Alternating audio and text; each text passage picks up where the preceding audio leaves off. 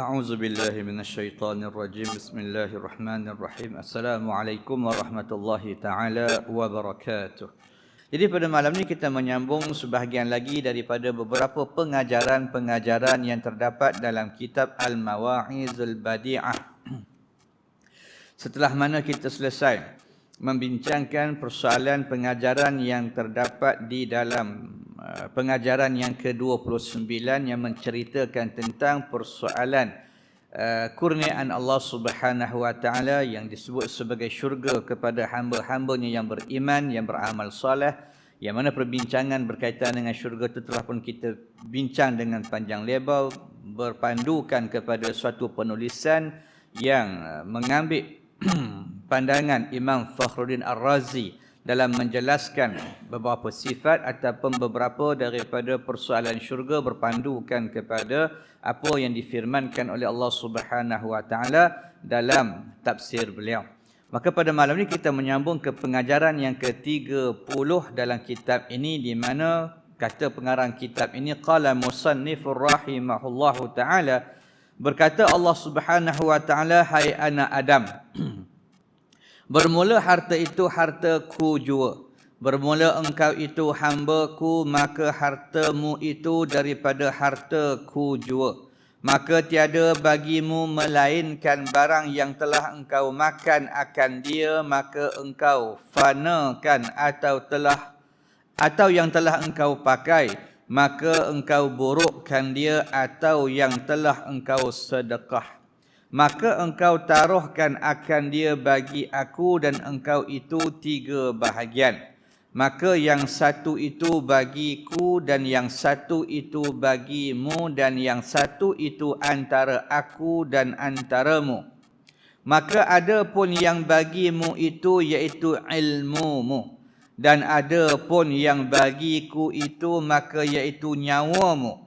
Maka ada pun yang antara aku dan antaramu, maka iaitu yang daripada aku, dan iaitu aku perkenankan, dan yang daripada meminta doa. Hai anak Adam, warakkan olehmu dan padakan olehmu dengan sedikit, niscaya engkau lihat akan daku dengan mata hatimu hal keadaan aku itu, iaitu pada tiap-tiap sesuatu. Dan sembah olehmu akan daku supaya sampai engkau kepadaku, dan tuntut olehmu akan daku supaya engkau dapat akan daku. Hai anak Adam, apabila adalah engkau itu seperti mereka itu yang masuk mereka itu akan neraka dengan sebab fasiknya. Ada ulama yang masuk neraka dengan sebab dengkinya. Ada saudagar yang masuk neraka dengan sebab khianat. Dan utus yang masuk neraka dengan sebab jahilnya. Dan orang yang berbuat sesuatu masuk neraka dengan sebab taksirnya, yakni lalainya. Dan orang yang berbuat ibadah masuk neraka dengan sebab riyaknya. Dan orang kaya masuk neraka dengan sebab takaburnya. Dan orang-orang fakir masuk neraka dengan sebab dustanya. Maka bahawasanya orang yang menuntut syurga itu sabit dengan perbuatan yang diperbuat ia akan dia. Maka ini di antara pengajaran yang ke-30, sambungan daripada beberapa pengajaran yang telah pun kita kongsikan persoalan ini dalam beberapa perkongsian ilmu yang telah lalu. Maka dalam pengajaran yang ke-30 ini ada 4 perenggan.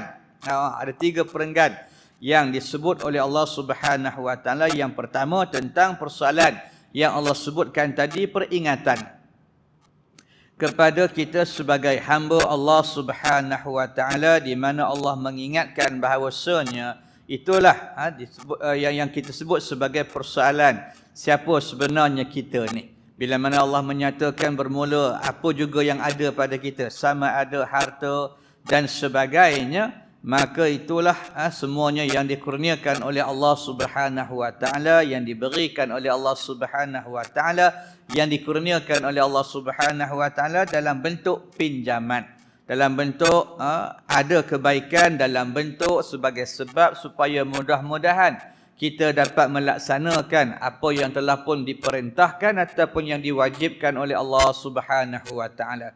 Kerana itu Allah menyatakan bahawa tiada bagimu melainkan barang yang telah pun engkau makan akan dia, maka engkau fanakan, atau yang telah pun engkau pakai, maka engkau burukkan dia, atau yang telah pun engkau sedekah, maka engkau taruhkan akan dia bagiku. Maka itulah yang Allah sebutkan. Dalam keadaan harta yang Allah beri ini, maka kita gunakan dalam berbagai-bagai bentuk. Ada manusia menggunakan perkara tadi dalam keadaan-keadaan yang memberikan manfaat kepada diri dia, dan ada juga manusia-manusia yang menggunakan harta yang Allah kurniakan kepada dia dalam keadaan merugikan dia.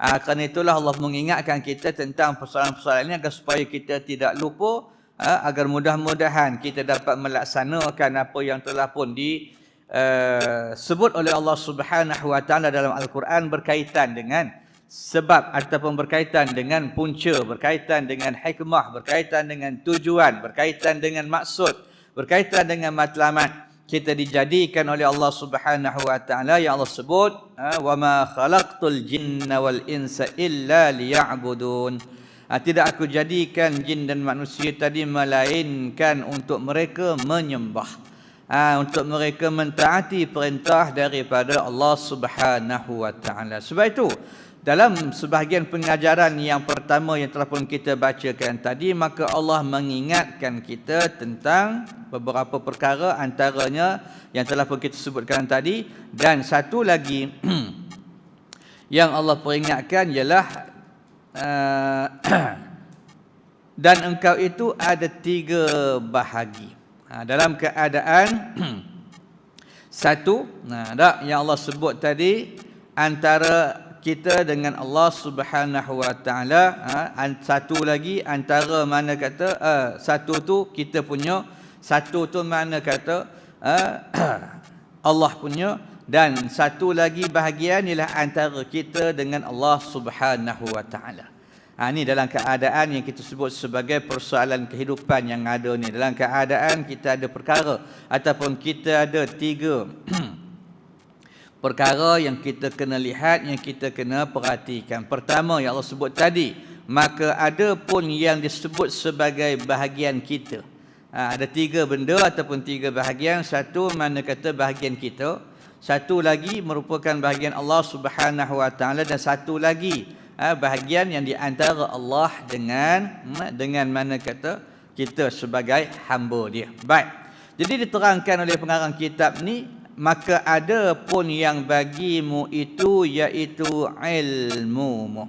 Ini bahagian kita, hak kita terhadap Allah Subhanahu wa taala yang disebut dalam kitab ni iaitu ilmu, yang bermaksud ketaatan dan kepatuhan. Cuma diletakkan dalam kitab ni ataupun disebut oleh pengarang kitab ni dengan ilmu. Kerana apa? Kerana tidak ada kepatuhan dan ketaatan melainkan mesti dimulakan dengan ilmu dulu.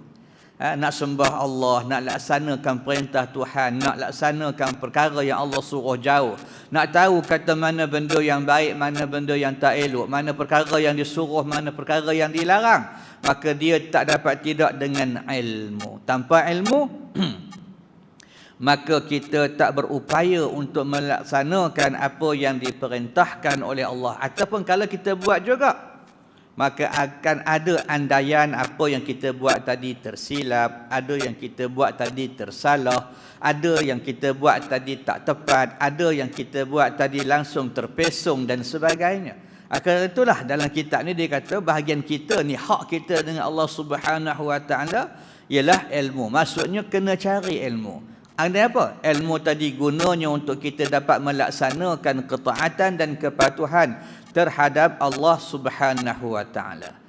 Bukanlah bermaksud ilmu ni satu perkara yang tak penting, kerana ini perkara yang paling utama untuk kita nak melaksanakan apa juga perkara yang dituntut oleh Allah Subhanahu wa taala. Walaupun mungkin perkara tadi perkara-perkara yang biasa, perkara-perkara yang dah selalu kita buat, benda-benda yang dah selalu kita amalkan, perkara-perkara yang dah selalu kita laksanakan, maka kita tak boleh lari daripada persoalan ilmu tadi. Antaranya untuk apa? Bukan saja ilmu tadi untuk kita mengetahui kaedah, cara dan bagaimana kita nak melakukan perkara-perkara yang disuruh oleh Allah, tapi ilmu tadi juga sebagai panduan untuk kita sentiasa melihat apakah yang kita buat itu bertepatan ataupun tidak. Kerana dalam persoalan ibadah ini yang dikira oleh Allah Subhanahu wa taala, yang Allah janjikan dengan pahala, dengan ganjaran, dengan kebaikan dan sebagainya, bukan sahaja kita melakukan, malahan melakukannya dengan cara yang sempurna, dengan cara yang disuruh oleh Allah Subhanahu wa taala, sebagaimana yang Nabi pesan pada kita. Dalam soal sembahyang kita biasa diberitahu, kita biasa dimaklumkan, kita biasa diperdengarkan dengan hadis Nabi kata apa? Sallu kama raaitumuni usalli. Maka sembahyanglah kamu sebagaimana yang engkau lihat aku sembahyang. Maksudnya dalam keadaan ibadah ni kita tak ada pilihan melainkan kena kita berpandukan kepada apa yang telah pun diajar oleh Nabi dan disampaikan oleh para ulama yang menjadi pewaris Nabi kita Muhammad sallallahu alaihi wasallam. Maksudnya dalam ibadah ni kita tak boleh nak reka-reka. Kita tak boleh nak melihat bahawa sesuatu perkara itu baik maka kita rasa boleh buat, ataupun kita kadang-kadang beralasankan, ataupun kita kadang-kadang bersandarkan kepada satu ungkapan yang biasa. Kita kata benda ni boleh, bila orang tanya pasal apa boleh, kita biasa kata apa salahnya benda baik. Itu kebiasaannya lah. Kadang-kadang kita berdasarkan amalan tadi dengan kalimah-kalimah macam itu. Apa salah pasal benda baik? Kita kena ingat benda yang kita tengok baik belum tentu baik di sisi Allah Subhanahu wa taala, kerana ukuran kebaikan dan sebaliknya tu datang daripada Allah Subhanahu wa taala. Kita tak tahu apa pun. Mungkin kadang-kadang benda yang kita anggap baik itu tak baik langsung, ataupun perkara-perkara yang kita anggap baik itu sebenarnya tidak ada manfaat langsung di sisi Allah Subhanahu wa taala. Jadi apa pun dalam soal ibadah ni kita terikat. Kita tidak ada pilihan melainkan kena melaksanakan apa yang telah pun diarahkan oleh Allah Subhanahu wa taala. Jadi nak tahu arahan tadi, nak tahu kata mana kaedah, mana peraturan, mana cara, mana dia punya bentuk, macam mana dia punya sifat, maka itulah yang disebut tadi. Allah kata bahagian kita, hak kita ialah kena cari ilmu. Kerana itulah asas dia. Kerana sesuatu yang kita buat tanpa ilmu maka boleh jadi tersilap, boleh jadi tersalah, boleh jadi tak betul, boleh jadi tak sempurna dan seumpamanya. Maka tak, maka bila mana hak kita terhadap Allah Subhanahu wa taala ialah beribadah, melaksanakan amalan-amalan, melaksanakan perintah, meninggalkan larangan dan sebagainya, maka semua perkara yang berbentuk perintah, larangan dan seumpamanya tadi mesti berdasarkan kepada apa yang disebut sebagai panduan dan pedoman, ataupun yang biasa kita sebut sebagai ilmu.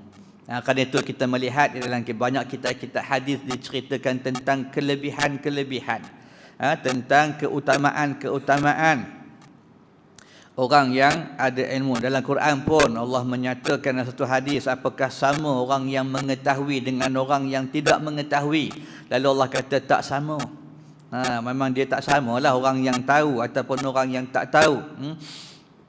Orang yang mencari ilmu dengan orang yang tidak mencari ilmu, maka ketika itu dia tak sama. Dari sudut mana? Dari sudut mungkin dari sudut amalan, dari sudut pelaksanaan dan sebagainya. Maka itu yang Allah sebut dalam hidup ni, mana hak pertama tadi apa dia? Tu hak kita terhadap Allah Subhanahu wa taala ialah beribadah. Maka ni yang Allah peringatkan, jangan kita lupa hidup ini dalam keadaan itu tujuan dia.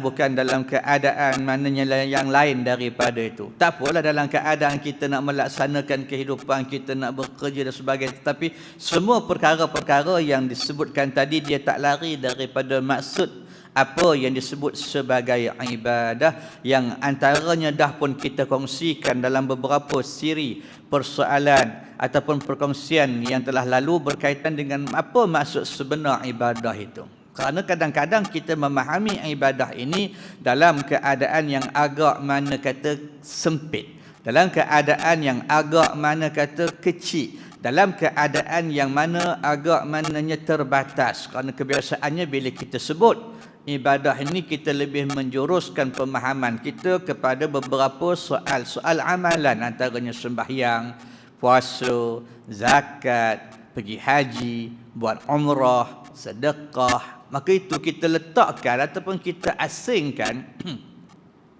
ibadah tadi dalam beberapa persoalan yang berkaitan dengan amalan-amalan yang biasa kita buat, sedangkan kehidupan seluruhnya adalah ibadah, sebagaimana ayat yang kita sebutkan tadi. Ya Allah kata, wa ma khalaqtul jinna wal insa illa liya'budun. Allah jadikan jin dan manusia itu untuk beribadah. Bermakna bila Allah izinkan dia hidup di atas muka bumi Allah Subhanahu wa taala ini, maka dia sampai ke peringkat yang mana disebut sebagai mukallaf, dipertanggungjawabkan untuk melaksanakan ketaatan dan kepatuhan. Maka seluruh apa yang dia buat sepanjang kehidupan tadi, itulah yang disebut oleh Allah sebagai illa liya'budun. Nak sembah Allah Subhanahu wa taala. Maksudnya semua perkara yang dia buat tadi mesti berasaskan kepada persoalan ibadah, bukan hanya dalam keadaan yang kita sebutkan tadi, walaupun itu sebahagian daripada ibadah-ibadah, sebahagian kita tak nafikanlah, maknanya sembahyang tu ibadah betul, tapi bukan itu sahaja. Kita tak sebut kata maknanya kita tak kata zakat itu bukan ibadah, haji dah itu semua ibadah, tapi bukan itu sahaja ibadah. Soal yang lain, kerana kehidupan manusia ni dia ada dua sudut, sebagaimana yang telah pun kita sebutkan hari itu. Sudut antara yang Allah sebut dalam Al-Quran sebagai hablum minallah wa hablum minan nas. Persoalan yang berkaitan dengan kaitan kita, hubungan kita secara langsung dengan Allah Subhanahu wa taala, yang ni yang disebut sebagai persoalan ibadah, yang kita sebut sebagai sembahyang, puasa, zakat, haji, umrah dan sebagainya. Satu lagi yang kita sebut sebagai persoalan kaitan ataupun hubungan hidup kita dengan sesama makhluk, antaranya sesama kita manusia. Maka yang ni pun disebut sebagai satu perkara yang kita tak boleh lari daripada berjumpa dalam kehidupan kita setiap hari. Manusia tidak boleh hidup dalam keadaan berseorangan. Maksudnya kalau kita hanya menumpukan setiap penumpuan dalam hidup ini hanya kepada hubungan kita dengan Allah Subhanahu wa taala semata-mata, maka itu juga belum sempurna lagi, kerana ada satu lagi sudut, satu lagi bahagian, satu lagi perkara yang juga kita kena letakkan bahawasanya di situ juga ada perintah daripada Allah Subhanahu wa taala yang disebut sebagai ibadah tadi. Bila mana kata ada hubungan kita dengan sesama manusia, dalam keadaan di sana ada persoalan ataupun istilah-istilah yang dalam kitab-kitab fiqh kita biasa dengar. Bila kita buka kitab fiqh, biasanya dia akan sebut pada kita 4 bab. Pertama, mula-mula biasa kita akan baca bab ibadah. Situlah kita jumpa bab sembahyang, bab puasa, bab zakat, bab haji dan sebagainya. Kemudian kita pergi pula habis bab ibadah, maka kita akan jumpa bab munakahat, soal membina ataupun soal mana kata membentuk kekeluargaan. Maka di situ juga ada hukum dia. Kemudian kita akan jumpa dalam kitab fiqh yang sama bab muamalah, urusan kita sesama manusia. Kita buka bab muamalah, kita jumpa urusan jual beli, pinjam meminjam, hutang berhutang, sewa menyewa, jaminan dan sebagainya. Maka situ juga ada peraturan-peraturan dia. Dan kita buka satu lagi bab dalam kitab fiqh, kita jumpa persoalan bab al-jinayat, tentang beberapa persoalan yang berkaitan dengan bentuk-bentuk hukuman, bentuk-bentuk tindakan dan bentuk-bentuk balasan di atas segala perbuatan yang dilakukan oleh manusia yang dilarang oleh Allah Subhanahu wa taala. Kita jumpa bab situ hukum hudud, hukum qisas, hukum ta'zir dan sebagainya. Maka semua itulah yang diajar tadi yang bersifat sebagai ibadah, kerana setiap benda tadi ada peraturan dia. Ada ketetapan dia, ada hukum dia. Jadi bila mana kita perhatikan tadi, kebiasaannya kita ketepikan yang satu tu, maka yang tiga ni kita tak berapa ambil kisah. Maka tu kita nampak seolah-olah dalam urusan munakahat, urusan muamalat, urusan jinayat tadi, di situ tidak ada persoalan yang disebut sebagai persoalan ibadah. Dalam keadaan kita tak nampak, dalam keadaan kita lebih menumpukan persoalan ibadah tadi kepada perkara yang berkaitan dengan ibadah ataupun dengan hubungan kita dengan Allah Subhanahu Wa Taala semata-mata. Sedangkan yang ini pun ada dia punya kaedah, ada dia punya cara, ada dia punya ketentuan. Agar apa? Agar mudah-mudahan keseluruhan kehidupan manusia tadi berada di dalam kebaikan. Kerana itu Allah perintahkan kita untuk beribadah. Bukan maksud kata bila Allah perintah kita untuk beribadah tadi maka Allah nak ambil untung. Tak. Kita dah biasa dah belajar dalam ilmu akidah, ilmu tauhid. Allah tidak mengambil manfaat daripada kerja-kerja yang kita buat. Masuk dalam sebuah hadis qudsi yang dulu juga telah pun kita bacakan, yang Nabi sebut, berkata Allah Subhanahu Wa Taala, kalau andai kata seluruh manusia dan jin pakat semuanya berpakat untuk taat kepada Allah Subhanahu Wa Taala, maka keagungan Allah, keesaan Allah, kemuliaan Allah tidak akan bertambah walaupun sedikit. Dan andai kata seluruh makhluk manusia dan jin berpakat untuk melaksanakan, untuk melakukan maksiat kepada Allah Subhanahu Wa Taala, maka kemuliaan Allah, keagungan, keesaan Allah takkan terjejas walau sedikit pun. Jadi yang Allah suruh maknanya kita beribadah ni untuk kita. Bukan mana kata Allah nak mengambil manfaat daripada apa yang kita buat. Jadi ketika itulah bila mana semua semua persoalan kehidupan tadi diatur oleh Allah Subhanahu Wa Taala, maksudnya bila kita buat bila kita lakukan, maka kebaikan tadi akan terhasil untuk diri kita. Itu yang Allah sebut tadi. Bahagian kita tadi ialah ilmu. Bahagian kita tadi nak kena carilah. Dah kita tahu kata kebaikan tu ada, maka kita tak boleh tunggu. Kita tak boleh duduk diam, kita tak boleh buat apa-apa, tapi kita kena usaha dapatkan. Kita kena usaha cari, kita kena usaha untuk memperolehi perkara tadi. Jadi nak memperolehi kebaikan daripada ibadah, maka dia dimulakan dengan ilmu tu. Kerana tanpa ilmu, seperti yang kita katakan tadi, dia tidak memberikan apa-apa kebaikan kepada kita. Macam orang sembahyang juga lah contoh dia. Kalau dia sembahyang rajin pun, ilmu tak ada, sembahyang dia silap, tak ada kebaikan apa juga. Pertama, dia tidak dikira lagi orang yang telah melaksanakan kewajipan, kerana sembahyang dia tak sah. Kemudian yang keduanya, sembahyang yang dia buat tadi tidak diberikan apa-apa pun pahala oleh Allah Subhanahu Wa Taala, kerana dari segi hukum perkara tadi tak betul. Maka ketika itulah yang juga sebuah hadis yang Nabi yang diceritakan oleh para ulama tentang bagaimana Nabi melihat seorang laki-laki menunaikan sembahyang dalam keadaan tidak sebagaimana yang diperintahkan oleh Allah Subhanahu Wa Taala. Lalu Nabi panggil dia kali pertama. Bila Nabi melihat dia sembahyang, maka Nabi panggil kali pertama, Nabi suruh dia pergi ulang balik sembahyang yang dia buat. Kerana Nabi kata apa? Fa innaka lam tusalli atau kama qala, kerana sungguhnya kamu belum lagi dikira dari segi hukum sebagai orang yang sembahyang. Jadi dia sembahyang kali kedua serupa macam yang pertama tadi juga. Sebiji, tak ada benda lain pun. Pasal memang itu style dia lah. Maka habis sembahyang kali kedua, maka Nabi panggil kali kedua, Nabi ulang perkataan yang sama, pergi balik sembahyang, fa innaka lam tusalli, maka kerana kamu belum lagi dihukumkan sebagai orang yang menyempurnakan sembahyang dari segi hukum, maka dia pergi sembahyang kali kedua. Kemudian lepas pada kali kedua tu, kali ketiga dia sembahyang, maka bila mana Nabi panggil dia tahu dah memang salah lagi lah. Maka ketika tu barulah dia cerita pada Nabi, minta pada Nabi suruh ajar dia tentang sembahyang, kerana memang dia tak reti. Tapi dia nak sembahyang juga. Tak? Dia nak buat benda tu tapi dia tak pandai. Dia nak buat benda tu tapi tak ada ilmu. Jadi bila buat satu perkara tadi dalam keadaan tidak ada ilmu, tidak ada panduan dan pedoman, maka benda tadi tak betul. Kerana kalau perkara tu tak apa, tentu Nabi tak panggil. Tak, biarlah kat dia. Tak, dia dah sembahyang sudah. Tapi bila kata salah, bila kata tak betul, bila kata tak boleh, maka Nabi ajak bermula daripada mula sampailah kepada yang akhirnya. Maka ini yang Allah peringatkan kepada kita supaya kita tak lupa dalam kehidupan ni kita sentiasa berkait dengan kewajipan kita, hak kita terhadap Allah Subhanahu wa taala. Tak kiralah apa pun kita buat, apa pun yang kita lakukan, perkara ni tak boleh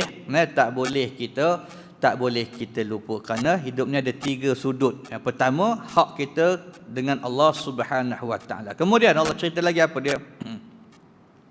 Dan yang kedua, ada pun yang bagiku itu. Jadi kata Allah tadi ada 3 bahagi. Pertamanya yang mana satu tu bagi aku, kata Allah, dan satu tu bagi kita, dan satu lagi tu kongsi antara Allah Subhanahu wa taala dengan kita. Baik, maka yang kita punya dah diterangkan. Kemudian yang kedua iaitu ada pun yang bagiku, kata Allah. Yang mana kata Allah berikan ataupun hak Allah terhadap manusia ini ialah iaitu nyawamu. Itu yang Allah sebut, bermakna yang dimaksudkan nyawa ni apa dia? Semua keperluan-keperluan, segala apa juga hajat kita untuk melaksanakan ibadah tadi, maka itu merupakan apa yang Allah berikan kepada kita. Jadi diwakili dengan perkataan nyawa ni pasal apa? Kerana itulah benda utama dia. Sebagaimana benda utama ibadah tadi ilmu, maka semua perkara-perkara lain ni bergantung kepada nyawa ni. Kalau nyawa ni tak ada, apa benda pun tak guna. Orang yang kaya kalau nyawa tak ada apa dah guna kekayaan dia. Orang yang cerdik kalau kata nyawa dia tak ada, cerdik dia apa pun tak tak. Orang yang mana kata dalam keadaan cantik macam mana pun, maknanya kalau kata dia dah tak ada nyawa, tak ada, dah hilang nilai kecantikan dia dan sebagainya. Maka itu yang disebut tadi. Ada pun yang bagiku itu, yang hak Allah pada manusia ni ialah apa dia? Nyawa. Kurniaan Allah. Rezeki yang kita perlukan untuk kita beribadah, maka Allah bagi. Akal yang kita nak beri, nak cari ilmu tadi, mana datang, Allah dah bagi. Masa yang kita perlukan untuk kita buat, untuk kita cari, untuk kita manfaatkan, mana datang, Allah bagi. Maknanya semua yang kita hajat untuk melaksanakan ibadah tadi dah Allah bagi pada kita. Tak ada pun yang Allah tak bagi, semua habislah. Dalam keadaan kita tinggal manfaatkan, kita tinggal gunakan masa, kekuatan, keupayaan, dan segala apa yang ada, yang disebut dalam kitab ni sebagai nyawa tadi. Ketika mana kita masih ada nyawa, masih ada kesempatan, masih ada ruang, maka semua keperluan-keperluan tadi dah pun diberikan. Kita tinggal cuma guna aja. Guna untuk kita melaksanakan kerja kita. Dalam keadaan, kerana itulah bila mana kata ada di antara manusia ni yang tidak menggunakan segala keperluan tadi, atau yang tidak menggunakan segala pemberian tadi, ataupun menyalahgunakan. Allah beri kekayaan sepatutnya untuk ini, dia guna untuk cara lain. Allah beri dia kepandaian untuk guna cara ini, dia guna cara lain. Maka Allah beri macam-macam guna cara yang sepatutnya, maka dia pergi salah guna, maka ketika itulah dia berhak untuk menerima balasan dan juga menerima maknanya siksaan di akhirat kelak. Kenapa? Kerana kelalaian dia. Serupa macam kita katakan orang lah, kita dah bagi dah, dia ni tahu dah pandai buat kerja. Kita tahu dah, kita dah suruh dia buat kerja, kemudian kita dah bagi apa yang dia nak. Tapi bila mana kata dia salah guna, ataupun dia tak dapat melaksanakan kerja yang sepatutnya dia buat, ketika mana dia dapat semua kelengkapan, semua peralatan, semua benda yang dia perlukan, maka ada haklah dia tadi dihukum. Ada haklah dia tadi mana kata diberikan tindakan sebab kelalaian dia. Jadi Allah dah beritahu dah, semua yang mana kata kita perlu tadi, kita dah ada. Kita dah dapat, kita dah terima, kita dah guna. Cuma kalau silap, Kalau kita salah guna, kalau kita tak pandai nak guna, maka nanti di sana kita sendirilah yang akan menanggung akibat dia. Jadi tak boleh kita salahkan orang, tak boleh kita sebut kata Allah tadi zalim kerana hukum kita dalam neraka. Kenapa? Kerana semua ni dah Allah bagi dah.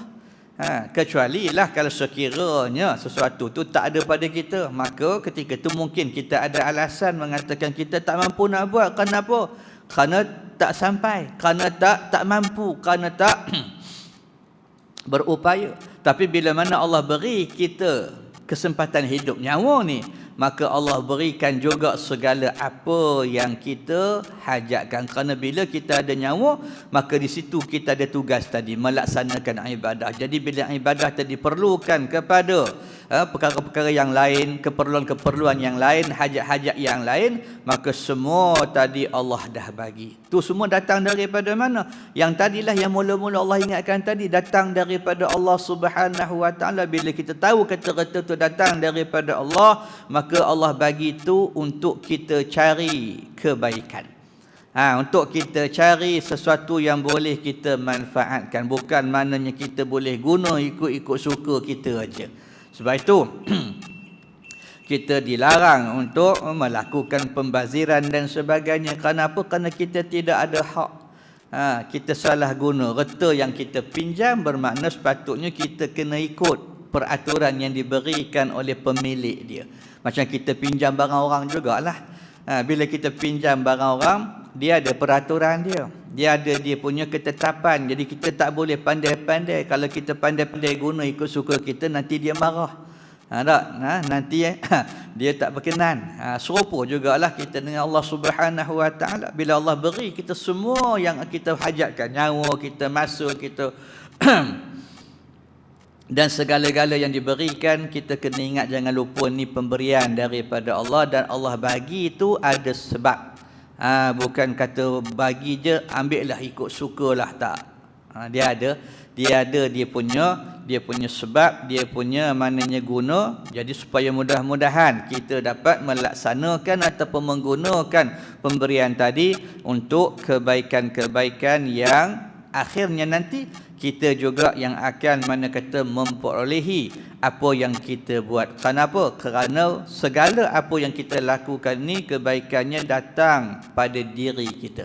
Walaupun kadang-kadang kita nampak macam perkara tu kita beri pada orang. Seumpama kalau kita katakan kita menyedekahkan ataupun kita menghadiahkan sesuatu kepada orang. Mungkin dari segi zahirnya kita nampak kata kita buat kebaikan tadi untuk orang. Contoh kata kita bantu orang, kita tolong, kita nampak macam kebaikan tu pada dia. Tapi sebenarnya kebaikan tu sebenarnya pada kita balik. Dia berbalik kepada diri kita sendiri. Dan memang sebenarnya lah dalam kehidupan ni pun yang Allah sebut tadi, dalam keadaan ibadah yang Allah wajibkan untuk kita mencari kebaikan. Kerana kebaikan yang akan yang ada itu, maka dia tak akan dapat kita cari ketika mana kita telah berada di alam yang seterusnya. Masuk dah alam barzah, pergi pula ke alam yang seterusnya, maka di situ tak ada dah kebaikan yang boleh kita cari. Waktu tu kalau kita nak sedekah tak ada dah. Pasal kita pun sedia maklum tak, bila orang meninggal tadi dia tak bawa beg duit dia. Tak usah kata duit dalam bank, beg duit pun dia tak bawa. Dalam bank lagi dia tak bawa. Tak? Jadi macam mana dia nak pergi sedekah? Macam mana kata dia nak pergi buat kebaikan, macam mana dia nak pergi tolong orang? Tak, semua benda tu dia tinggal.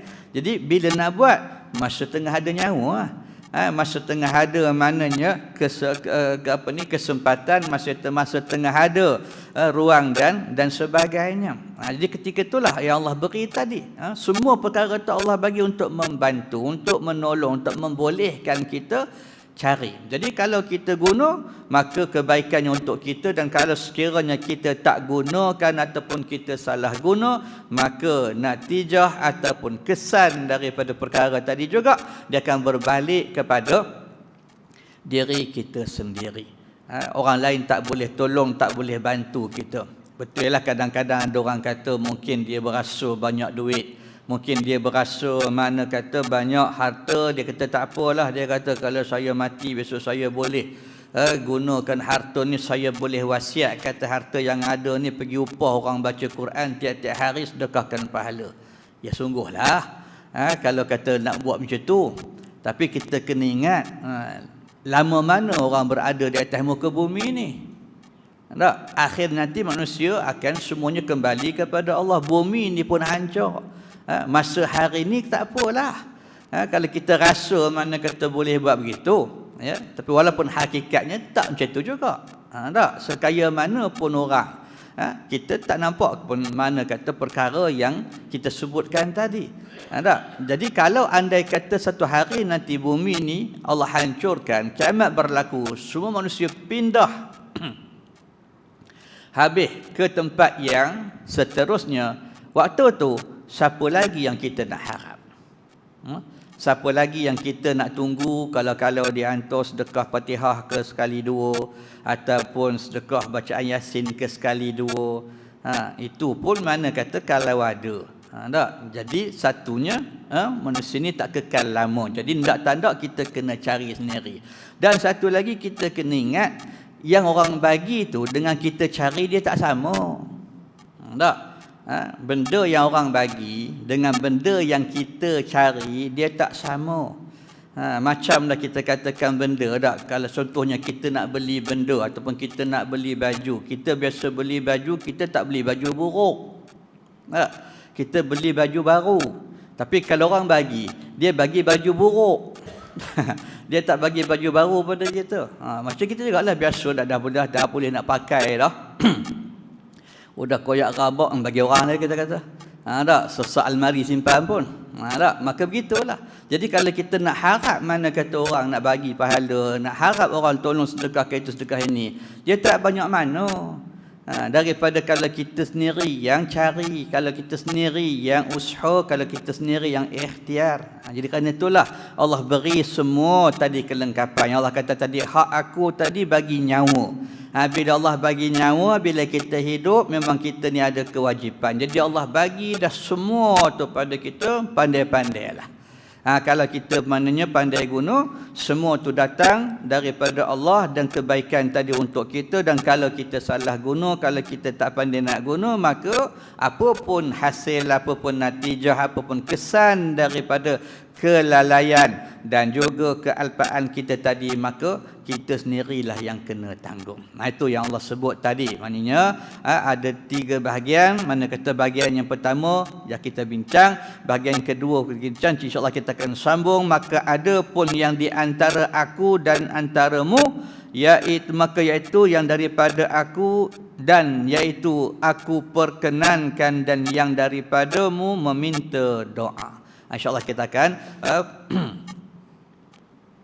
bincangkan pula persoalan yang berkaitan dengan peringatan yang terakhir di dalam perenggan yang pertama pada pengajian yang ke-30, dan menyambung kemudian perenggan yang kedua dan ketiga, insya-Allah. Mudah-mudahan Allah Subhanahu wa taala memberikan kesempatan untuk kita sama-sama mengambil manfaat daripada pesanan para ulama. Gunanya untuk apa? Mudah-mudahan menjadi sedikit panduan dan pedoman dalam baki apa juga kesempatan yang ada ini untuk kita mencari seberapa banyak kebaikan ataupun perkara-perkara yang mudah-mudahan dapat menyelamatkan kita daripada termasuk ke dalam golongan mereka yang menyesal, terutama di akhirat kelak.